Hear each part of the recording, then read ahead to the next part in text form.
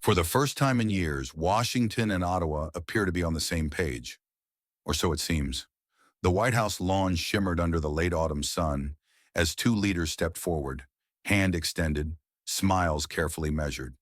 It was more than a photo op, it was a signal, a carefully crafted performance of diplomacy, politics, and power. Donald Trump, the U.S. president known for his bold rhetoric and transactional approach, greeted Mark Carney, Canada's prime minister and former central banker, with a warm handshake and a familiar grin. The cameras clicked. The world took note. For both nations, this moment carried a weight far beyond ceremony. After years of tariff disputes, energy quarrels, and political misalignment, this meeting promised something new: stability, or at least the illusion of it. Carney's visit to the White House was not about grand speeches. It was about recalibration, resetting the terms of a strained yet vital relationship that fuels billions in trade and millions of jobs. In the background, the stakes were rising. The U.S. government was battling internal shutdown chaos. Canada's economy was wrestling with inflation, rural discontent, and pressure from its western provinces. And yet, amid that tension, this handshake looked almost hopeful. A rare moment of alignment in an era defined by division. To many observers, it symbolized a return to realism. Trump praised Carney as a strong and decisive leader. Carney responded with measured diplomacy, hinting that cooperation was possible if mutual respect replaced rivalry. But beneath the politeness lay decades of friction: steel tariffs, dairy disputes, pipeline politics, and the ghost of NAFTA negotiations. For the older generation of Americans and Canadians, this scene echoed familiar memories: Reagan and Mulroney, Clinton and Chrétien, moments when the two neighbors tried to find balance between friendship and self-interest. The handshake looked simple, but every gesture in diplomacy is loaded. The red tie Carney wore was no accident, a subtle nod to Trump's trademark style, a quiet play at building rapport. In geopolitics, symbols matter. A red tie can whisper louder than a press statement. This moment wasn't about personal charm, it was about leverage. Carney knew it, Trump knew it, and everyone watching knew it too. The question was never whether they could smile for the cameras, but whether that smile could translate into something tangible: policy, trust, or a truce. Because when two of North America's most influential figures meet at a time of economic uncertainty, the outcome is rarely symbolic, it's strategic. So was this handshake the start of a genuine reset, or just a carefully timed performance to calm markets and voters alike? Stay with us, because behind every handshake, there's a story, and behind every story, a deal waiting to be made. White House scene. Diplomacy meets symbolism. The scene inside the White House was as polished as ever. Flags lined the marble hall, aides whispered in earpieces, and the press cameras glimmered like a constellation of flashbulbs. Mark Carney walked in first, calm and deliberate, his red tie cutting sharply against a dark navy suit. Trump followed, confident, animated, a man who knows the choreography of power. The handshake came again, firmer this time, longer, the kind designed for front pages and nightly newsreels. On the surface, everything looked warm and cordial, but every smile in diplomacy hides a calculation. The two men exchanged polite remarks before settling in for a 90-minute closed-door meeting that would touch nearly every nerve in U.S.-Canada relations. Observers noticed the tone immediately. Friendly, yes, but cautious. Carney spoke with precision, measured pauses between points. Trump, ever the showman, leaned forward often, interrupting with quick quips and nods, occasionally glancing at the cameras even after they'd been escorted out. On the table between them sat thick folders marked "Trade Talks Confidential." Inside those folders lay the future of billions in cross-border trade: steel, aluminum, autos, agriculture, and energy. But before they even opened them, the real conversation had already begun, through body language, tone, and the unspoken history between their nations. Trump praised Carney publicly, calling him a smart man, a tough negotiator, and someone who knows how money works. Carney smiled, responding with the restraint of a veteran economist. To onlookers, it was diplomacy at its finest, but also a chess game in slow motion. The U.S. wanted leverage. Canada wanted predictability. Both wanted headlines that looked like victory. Every gesture that afternoon felt rehearsed yet necessary. The clasped hands, the shared laughter about tariffs and markets, the photo by the Roosevelt Room portrait, subtle but symbolically potent. Trump's advisors later said he was impressed by Carney's directness. Carney's team called the meeting productive and grounded. Both statements were true, and neither revealed much. Because behind the civility was a negotiation about influence, about who shapes the rules of North American trade in the decade ahead. The symbolism of that day mattered as much as any policy. Carney, the former governor of both the Bank of England and the Bank of Canada, represented a technocratic steadiness that contrasted Trump's populist style. Together, they embodied two worlds trying to coexist: data and instinct, diplomacy and showmanship. As they stood for a final photograph, Trump adjusted his cufflinks while Carney nodded slightly toward the cameras. For the press, it was a perfect picture of partnership. For insiders, it was the opening scene of a negotiation still far from resolution. In diplomacy, gestures often speak louder than deals, and this one, painted in red and framed in marble, spoke volumes. Core economic issues: trade, tariffs, and oil. Behind the smiles and photo ops, the real heart of the Trump-Carney meeting was economics. Raw, practical, and deeply political. Trade has always been the spine of U.S.-Canada relations. Every year, more than $1.2 trillion in goods and services cross their shared border. Steel, aluminum, automobiles, and energy flow daily between two economies that depend on each other more than either side likes to admit. And yet, tariffs remain the thorn in that partnership. A reminder that even the closest allies compete when money and jobs are on the line. Trump entered the meeting with a clear stance: protect American manufacturing, no matter the diplomatic fallout. Carney came with numbers, logic, and calm conviction. The same qualities that once defined his career at the Bank of England and the Bank of Canada. He knew Trump respected strength, not sympathy. So instead of pleading, Carney pitched. He presented data showing how removing tariffs could boost North American supply chain efficiency by 6% and lower consumer prices across both borders. Trump listened, briefly, before countering that tariffs keep America strong. To bridge the gap, Carney unveiled something unexpected: Canada's $1 trillion investment vision for the United States. It was a bold offer, one designed to shift the narrative from dependence to partnership. Under Carney's proposal, Canadian pension funds and private capital would channel up to $1 trillion into American infrastructure, clean energy, and advanced manufacturing over 5 years. It wasn't charity, it was strategy. By investing in U.S. industries, Canada could secure access to markets and technology while keeping political goodwill alive in Washington.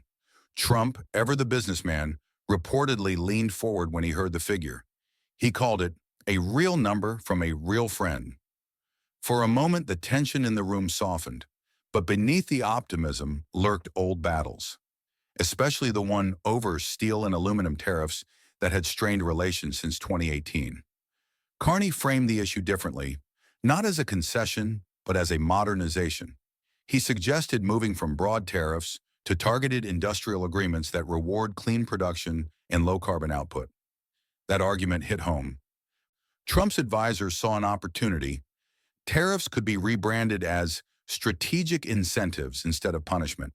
It was, in essence, a face-saving path forward for both sides. Then came the most politically charged topic of all: energy.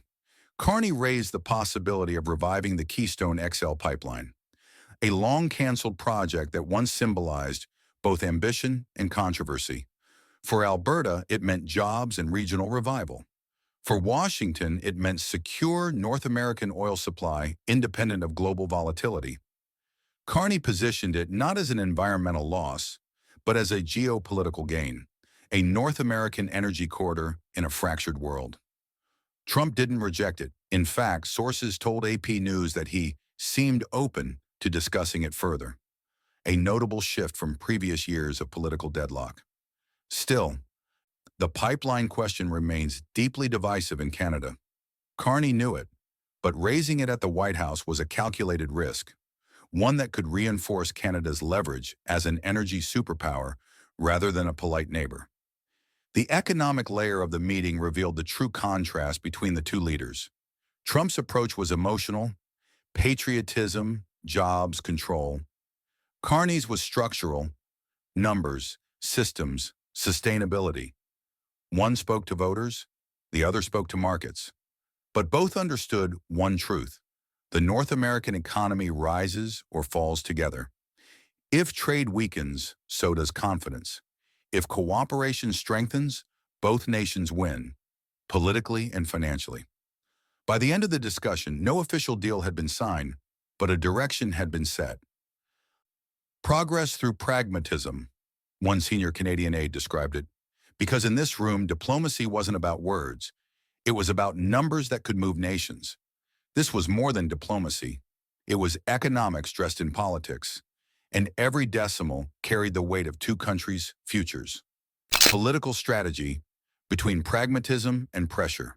If the economic discussions defined the body of the meeting, the political dynamics defined its soul.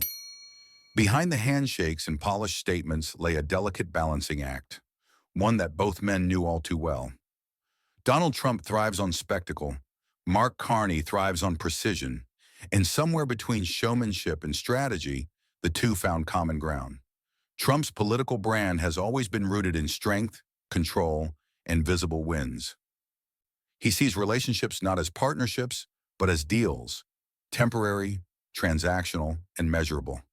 Carney, by contrast, is the anti-Trump in temperament, a technocrat who speaks softly but carries data like a weapon. He doesn't seek applause, he seeks alignment. And yet, for this meeting to work, both had to play each other's game. Trump needed a victory headline, something he could show the American public as proof that America first still works. Carney needed reassurance for Canadians that he could manage Trump's volatility without surrendering sovereignty. The stakes were political on both sides of the border. In Ottawa, Carney faces mounting skepticism from critics who say he's too soft on the United States. His opponents argue that Canada risked becoming too economically entangled, too dependent under his leadership. In Washington, Trump faces pressure from hardliners who view any compromise as weakness. They see Canada as a testing ground for broader trade strategy, especially as he eyes new global tariffs. So both leaders walked a fine line. Carney chose diplomacy over defiance, aware that confrontation rarely yields results with Trump. But his calm approach masked a quiet toughness.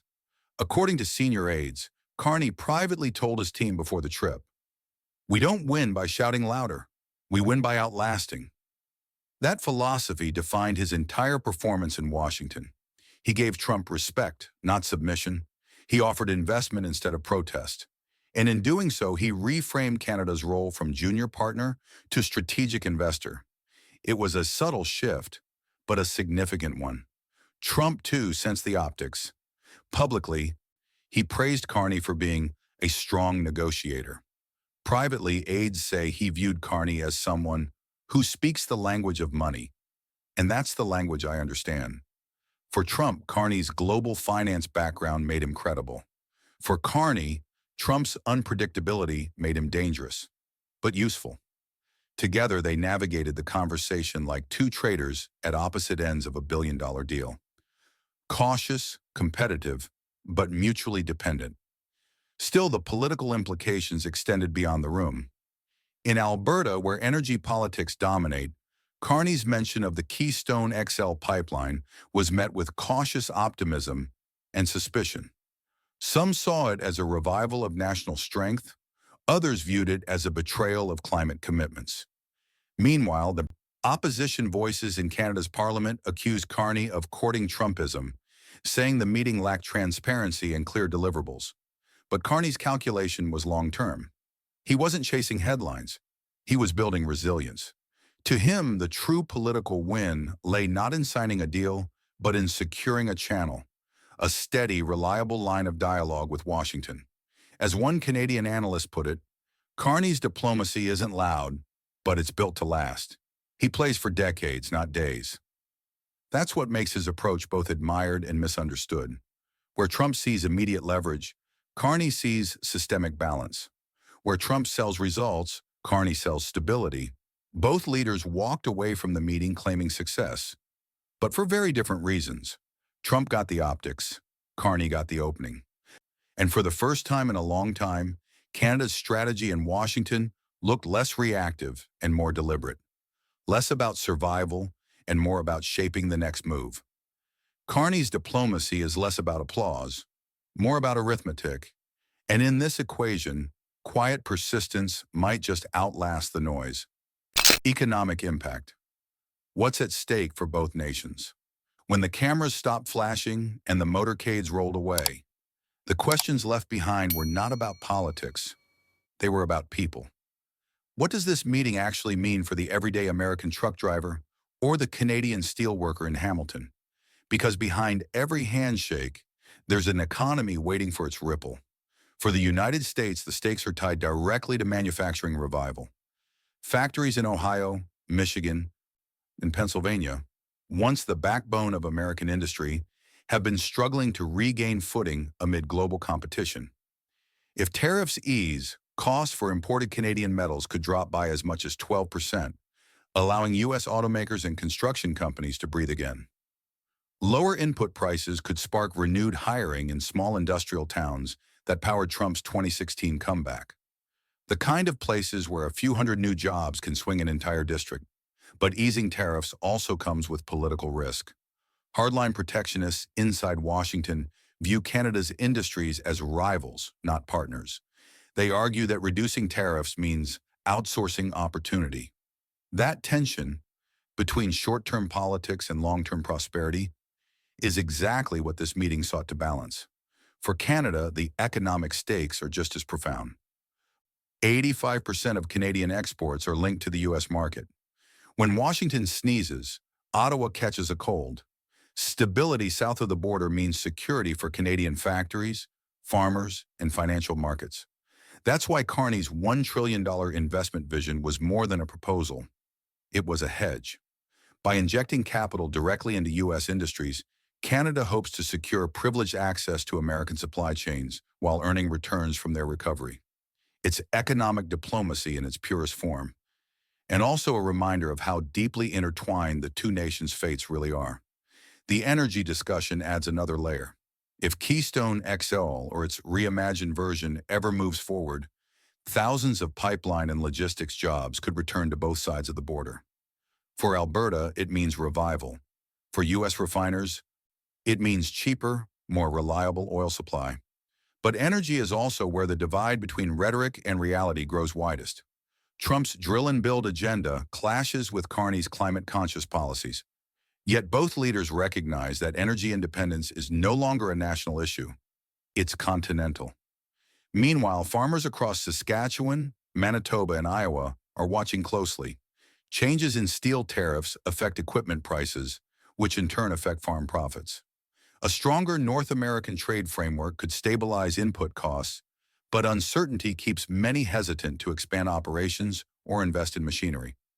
Currency markets reacted almost instantly to news of the meeting. The Canadian dollar strengthened slightly against the U.S. dollar, signaling cautious optimism among investors. Bond yields rose modestly, reflecting renewed expectations for growth on both sides of the border, but analysts at Bloomberg and Reuters remain skeptical, noting that without concrete policy shifts, the optimism could fade within weeks. Still, the symbolic unity of Carney and Trump has already had an intangible impact. Confidence. In economics, confidence is currency. When leaders appear aligned, markets tend to loosen their grip. Businesses start planning again. Workers start hoping again. And even if no formal deal emerges, stability itself becomes a short-term gain. For small-town America and rural Canada, that perception matters, because in the end, trade agreements and tariffs might dominate headlines. But sentiment drives spending, and spending drives growth. The handshake between Trump and Carney may not have rewritten any laws, but it shifted tone, and tone in uncertain times can be everything. Behind every factory line and policy paper lies a simple truth. Neither nation can thrive in isolation. Their economies are too entangled, their futures too interlinked. As one veteran trade advisor put it, when the US and Canada cooperate, the world gets stability. When they don't, the rest of the world finds opportunity. That's what's really at stake. Not just trade, but trust. Not just profits, but predictability. Behind every handshake, there's a factory worker waiting to see if it really means change. Diplomatic signals. The bigger geopolitical picture. Beyond the economy, the Trump-Carney meeting sent ripples through the diplomatic sphere. Signals that reach far beyond Washington and Ottawa. For allies and rivals alike, the sight of the two leaders standing side by side represented more than neighborly cooperation. It was a statement. North America is recalibrating. In a world marked by instability, a fracturing Europe, a resurgent China, and volatile energy markets, the United States and Canada are quietly reasserting their strategic alignment. Carney's presence in Washington wasn't just about trade. It was about redefining Canada's role in a shifting global order. And for Trump, it was an opportunity to remind the world that America's sphere of influence still begins at home. Diplomatic insiders called the meeting a symbolic reset. To the public, it seemed like a friendly chat. But to foreign ministries in Beijing, Moscow, and Brussels, it looked like a message that the US and Canada, despite past rifts, are fortifying their economic and energy partnership at a time when global alliances are being rewritten. Energy independence was one of the unspoken subtexts.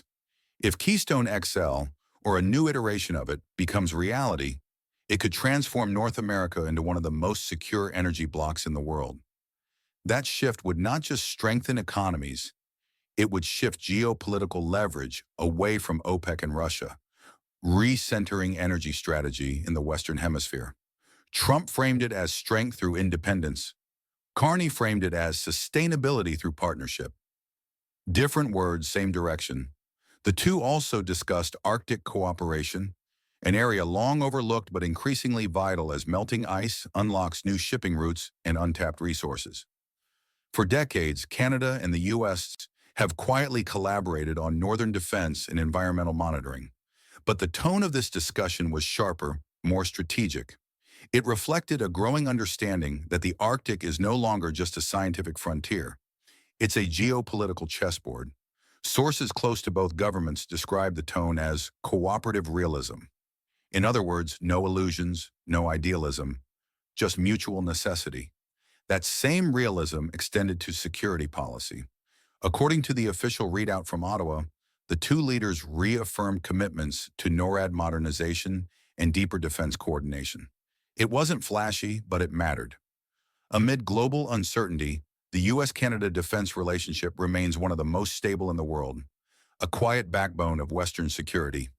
The meeting also touched on global crises. Carney and Trump discussed Middle East tensions and supply chain disruptions caused by ongoing conflicts. Their perspectives differed in tone, but aligned in goal, maintaining stability for Western markets. Carney emphasized diplomacy and humanitarian balance. Trump emphasized deterrence and strength through clarity. Between the two, they reflected the old duality of Western strategy, diplomacy and dominance walking hand in hand. For the international community, this meeting signaled that the US-Canada axis may once again become a stabilizing force in a turbulent world. It hinted at a revival of continental thinking, a North America that acts not as two nations, but as one strategic ecosystem. Some analysts and The Economist called it the quiet return of hemispheric realism. Others, more cautious, described it as a temporary truce wrapped in symbolism. Either way, the implications reach beyond trade agreements. If Trump and Carney succeed in reestablishing trust between their governments, they could anchor a new era of North American cooperation, one that influences not just economics, but global diplomacy itself. This meeting wasn't just about tariffs and pipelines. It was about geography, security, and identity. It was about reclaiming North America's voice in a world where great powers compete for attention. And for two leaders as different as Trump and Carney, finding harmony in that mission might be their most surprising achievement yet. Because in geopolitics, cooperation isn't measured in words. It's measured in the quiet recalibration of power. This meeting wasn't just about trade. It was about reclaiming North America's voice, truce or turning point. As the motorcade departed from Pennsylvania Avenue and the flags slowly lowered in the late Washington light, one question lingered. What truly came out of the Trump-Carney meeting? No historic treaty was signed. No sweeping policy shift was declared. And yet somehow the tone of North American politics felt different. Quieter, steadier, almost cautiously hopeful. Sometimes diplomacy doesn't change the world overnight. Sometimes it just changes the temperature. For Trump, the meeting delivered optics and momentum, a handshake, a headline, a message to voters that America is leading again. For Carney, it delivered access, a chance to stabilize one of Canada's most vital relationships and to prove that calm persuasion can coexist with political chaos. In truth, the success of this meeting can't be measured in statements or sound bites. Its real value lies in what didn't happen. No public clash, no tariff escalation, no diplomatic cold front. In a world increasingly addicted to conflict, restraint itself becomes a form of progress. Still, the path ahead remains uncertain. The promise of new sectoral agreements, targeted deals on metals, autos, and energy, will require months of negotiation. The Keystone XL discussion could reignite domestic debate in both countries, and the question of how to balance America first with continental cooperation will define the next phase of this relationship. But for now, both leaders can claim a small victory. Trump showed that his deal-making brand still commands attention on the world stage. Carney showed that intelligence and pragmatism can still hold their own in an era of noise. Two very different political languages, one rooted in populism, the other in policy, met halfway and managed to speak, if only briefly, in unison. For North America, that may be enough to shift the narrative. Because when the world sees Washington and Ottawa aligned, even temporarily, it sends a message that the Western Hemisphere still knows how to cooperate. This wasn't a grand reconciliation, but it might be a reset, a recalibration of tone and trust between two economies that rise and fall together. And in diplomacy, tone often precedes change. As one senior Canadian diplomat put it after the meeting, we may not have solved everything, but we've reopened the door, and sometimes that's all you need. Was it a genuine reset or just a polite pause before the next storm? Time will tell. But for now, amid a global climate of division and uncertainty, even a moment of balance feels like progress. The handshake between Trump and Carney may not rewrite history, but it reminds both nations of a simple truth. Strength doesn't always shout. Sometimes it shakes hands, sometimes it listens, and sometimes, just sometimes, it chooses peace over posture. If you care about where this relationship heads next, don't just watch the headlines, watch the handshakes, because in the quiet moments between words and action, that's where diplomacy begins.